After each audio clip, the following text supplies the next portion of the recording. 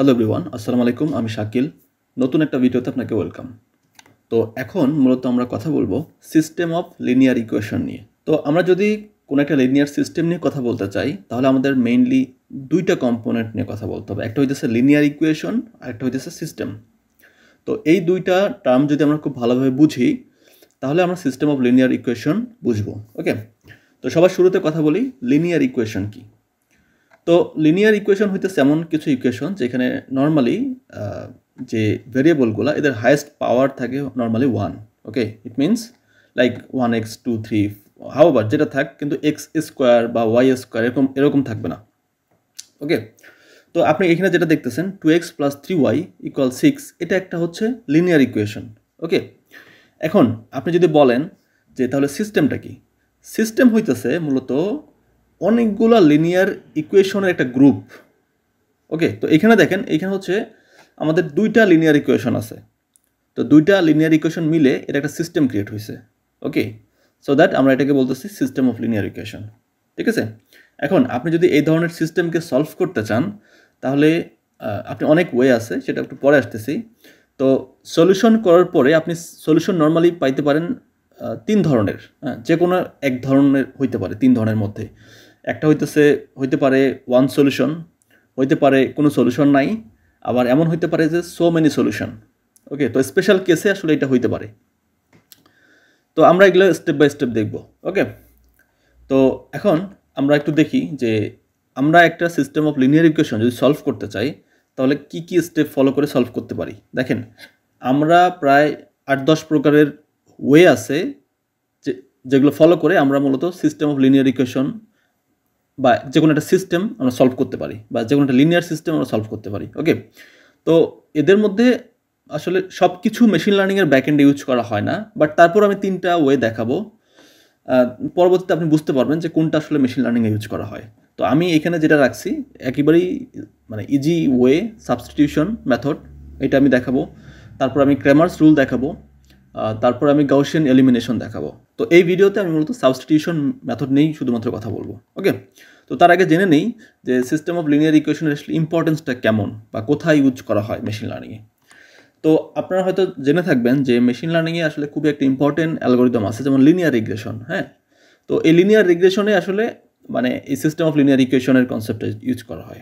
তারপরে neural network, যে কোনো অসংখ্য প্রকার নিউরাল নেটওয়ার্ক আছে। ওকে, তো নিউরাল নেটওয়ার্কে এই কনসেপ্টটা ইউজ করা হয়। তারপর ডাইমেনশন রিডাকশন এখানে ইউজ করা হয়। তো ডাইমেনশন রিডাকশনের one of the main concept হইতে পারে পিসিএ বা প্রিন্সিপাল কম্পোনেন্ট অ্যানালাইসিস। তো এখানে ইউজ করা হয়। ওকে, তারপর ফিচার সিলেকশন করা, সাপোর্ট ভেক্টর মেশিন অ্যালগোরিদম, হ্যাঁ, তারপর গ্রেডিয়েন্ট ডিসেন্ট অপটিমাইজেশন। তো তারপর এগুলো হচ্ছে একদম কোর মেশিন লার্নিং, বিভিন্ন রকমের টেকনিক বা অ্যালগোরিদম। ওকে, তো এইসব জায়গায় নর্মালি আমরা দেখতে পারি system of linear equation use করা হচ্ছে। So this is very very important. এখন আমরা দেখব যে হোমোজেনিয়াস সিস্টেম কি, বা কোন ধরনের সিস্টেমকে আমরা বলতেছি হোমোজেনিয়াস সিস্টেম। তো হোমোজেনিয়াস সিস্টেম হইতেছে এমন কিছু সিস্টেম যেখানে আসলে সবগুলো ইকুয়েশন ইকুয়াল 0 থাকবে। ওকে, তো 0 মানে হইতেছে, ধরেন আপনি first equation x + y + z = 0, তারপরের ইকুয়েশন মানে সবগুলো লিনিয়ার সিস্টেম হচ্ছে কি 0। তো যদি সবগুলো ইকুয়াল 0 হয়, তাহলে আমরা এটাকে বলতেছি কি নর্মালি হোমোজেনিয়াস সিস্টেম। ওকে, এই ধরনের সিস্টেমকে আসলে সলভ করা মোটামুটি কম্পারেটিভলি ইজি, এটা মাথায় রাখতে হবে। ওকে, তো আমি একটু আগে বললাম যে সাবস্টিটিউশন মেথড দেখব, ক্র্যামার্স রুল দেখব, বা গাউসিয়ান এলিমিনেশন দেখব। তারপরে আমরা বুঝবো যে আসলে মেশিন লার্নিংয়ে কোনটা ইউজ করা হয়, আমরা ওইটাতে বেশি ফোকাস করব। তো বোঝার জন্য আমি সাবস্টিটিউশন মেথডটা এখানে দেখাচ্ছি, যে সাবস্টিটিউশন মেথড দিয়ে আমরা এই ধরনের সিস্টেমকে কীভাবে সলভ করব। ওকে, তো সাবস্টিটিউশন মেথড মানে হইতেছে যে প্রতিস্থাপন। হ্যাঁ, আমরা হয়তো বা স্কুল লেভেলে পড়ছি। তো এখানে আমরা মূলত কী করি, দেখেন আমি জাস্ট একটা সিম্পল একটা সিস্টেম নিছি। এখানে জাস্ট মাত্র দুইটা ভেরিয়েবল এক্স আর ওয়াই। আমি যদি তিনটা ভেরিয়েবল নিতাম, তাহলে এই সিস্টেমটা আসলে অনেক বড় হয়ে যেত। তো ইকুয়েশনটা আসলে সলভ করাটা একটু টাফ মানে অনেক বড় হয়ে যেত আর কি। আমি যদি 4টা নিতাম তাহলে আরও বড় হয়ে যেত। 5টা নিলে এটা অলমোস্ট দেখা যাচ্ছে খাতা কলমে করা অলমোস্ট অসম্ভব, বলবো না কোনো কিছু অসম্ভব না, বাট অনেক কষ্টসাধ্য। সো দ্যাট আমি মাত্র দুইটা ভেরিয়েবল দিয়ে এটা বুঝাই দিচ্ছি আপনাদের। আমরা দেখবো, হ্যাঁ, যদি ভেরিয়েবল সংখ্যা বেশি হয় তাহলে কোন অ্যাপ্রোচটা গুড, হ্যাঁ, তো আমরা এগুলো নিয়েই তো কথা বলবো, প্রস অ্যান্ড কনস নিয়েই তো কথা বলতেছি আলটিমেটলি, তাই না? তো সবই আমাদের বুঝতে হবে। এই সিস্টেমটাকে সলভ করতে চাই using substitution method, okay, not Kramer, not Gaussian. আমরা শুধুমাত্র সাবস্টিটিউশন মেথড দিয়ে কথা বলতেছি। তো আমরা কীভাবে করতে পারি দেখেন, আমরা এই যে প্রথম যে ইকুয়েশনটা আছে, ইকুয়েশন নাম্বার 1, এইটার থেকে আমরা এক্সের ভ্যালু বের করতে পারি। তো এক্স ইকুয়াল কী হবে? 7 - y, ওকে। এক্সের একটা ভ্যালু পাইলাম। এখন এই এক্সের ভ্যালুটা আমরা এই জায়গায় বসাই দিব, মানে 2 নাম্বার ইকুয়েশনে বসাই দিব। বসাই দিলে কী পাবো? 3 × x, যেহেতু এক্স মাল্টিপ্লিকেশন অবস্থায় আছে এখানে, সো দ্যাট এক্সের ভ্যালুটা এখানে মাল্টিপ্লিকেশন হয়ে যাবে। এখন দেখেন আপনি এই ইকুয়েশনের সব কিন্তু y, সো দ্যাট এখান থেকে আমরা ইজিলি ক্যালকুলেট করে একটা y এর ভ্যালু পাবো। এখান থেকে আমরা কি y এর ভ্যালু পাবো? ওয়াইটা আপনি 4y এদিকে রাখেন, আর 21টাকে আপনি এদিকে নিয়ে যান, ডান দিকে নিয়ে যান। হ্যাঁ, নিয়ে গেলে আপনি পাবেন কত? 16। তো শুধুমাত্র ওয়াইটাকে রাখলে আপনি 16 আর 4 আলটিমেটলি 4 পাবেন, যেটা আমি এখানে দেখাচ্ছি, ওকে। তো আপনি এই ইকুয়েশনটা সলভ করলে আলটিমেটলি ওয়াই এর ভ্যালু পাবেন কত? 4। অ্যান্ড আপনি যদি এই 4টাকে আপনি এইখানে বসায় দেন ওয়াইয়ের জায়গায়, তাহলে আপনি কত পাচ্ছেন? 7 - 4, আলটিমেটলি আপনি পাচ্ছেন কত? এক্সের ভ্যালু 3।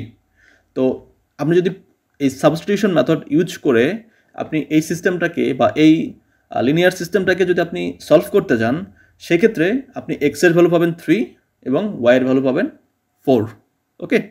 এটা আসলে খুবই easiest way to solve linear system. কিন্তু সমস্যা হইতেছে যদি ভ্যারিয়েবলের সংখ্যা অনেক বেশি থাকে, তখন এই সিস্টেমে আপনি আর কাজ করতে পারবেন না, কারণ এগুলা মানে খুবই মানে কি বলবো, যে এই ধরনের ক্যালকুলেশনগুলো করা খুবই ঝামেলা, ওকে। এবং মেশিনও খুব ভালোভাবে ক্যালকুলেট করতে পারে না, বিকজ অফ এটা আসলে ম্যাট্রিক্স ফ্রেন্ডলি না, ওকে। সো দ্যাট আমরা এইভাবে কাজ করবো না নর্মালি, বাট বোঝার জন্য আপনাদেরকে এটা জানতে হবে।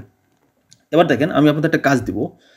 আপনারা যদি 2টা ভ্যারিয়েবল দিয়ে আপনাকে করতে দিই, আপনারা তো ইজিলি করতে পারবেন, বাট আমি দিচ্ছি এখানে 3টা ভ্যারিয়েবল, হ্যাঁ, এক্স প্লাস 2y - z = 4, ওকে। তো আমি যে স্টেপগুলো ফলো করে আসলাম, আপনি ঠিক সেমভাবে এক্সের ভ্যালু বের করবেন, আপনি ওয়াইয়ের ভ্যালু বের করবেন, তারপর হচ্ছে যে জেডের ভ্যালু বের করবেন। করার পরে আপনি কমেন্ট করবেন যে আপনি এখানে এক্সের ভ্যালু কত পাইছেন, ওয়াইয়ের ভ্যালু কত পাইছেন এবং জেডের ভ্যালু কত পাইছেন। এবং আপনাকে অন্য কোনো রুল ইউজ করা যাবে না। আপনি যদি কেউ জানেন, অন্য কেউ, যে ক্র্যামারস রুল বা গাউসিয়ান এলিমিনেশন যদি অলরেডি কেউ জানেন, আপনি ইউজ করবেন। আপনি শুধুমাত্র সাবস্টিটিউশন মেথড ইউজ করবেন, তাহলে আপনি বুঝতে পারবেন যে আসলে এই মেথডটা আসলে কতটা ঝামেলা, হ্যাঁ। সো আমি এক্সপেক্ট করব আমি আপনাদেরকে যেভাবে গাইড করতেছি আপনারা এই গাইডলাইনটা ফলো করবেন, তাহলে আপনাদের ম্যাথমেটিক্যাল স্কিলটা ডেভেলপ হবে। সো নেক্সট ভিডিওতে আমি এটার সলিউশন দিব। সেই বন্ধু ভালো থাকবেন। আসসালামু আলাইকুম।